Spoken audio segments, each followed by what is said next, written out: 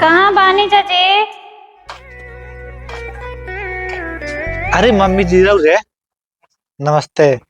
आई बैठी। बाबू हम लोग घरे रह सकेनी। हमार बेटा पतोही हमके घर में से निकाल देले बाना लो। अरे का बात कर मम्मी जी, इधर घर आई चली।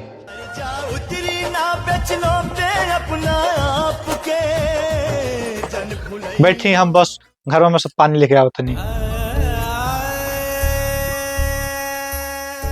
आयल बाजी वो मम्मी जी आयल बनी।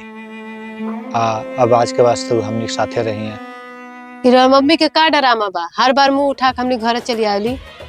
अरे धीरे बोला, मम्मी जी सुन ली है। भैया ना उनके घर से निकाल दले बने। अब ताही बताओ कि कहाँ जी मम्मी जी? तो कहे जे हमने कना आश्रम खोल के रख ले बनी जा, बुढ़ो खाता ने वो बैठ के खाइए। नोरा भगावे को तो भगा दी, नहीं तो हम जाकर धक्का मार के भगा देते नहीं। रुकी तब हमें ही जाकर भगा देते।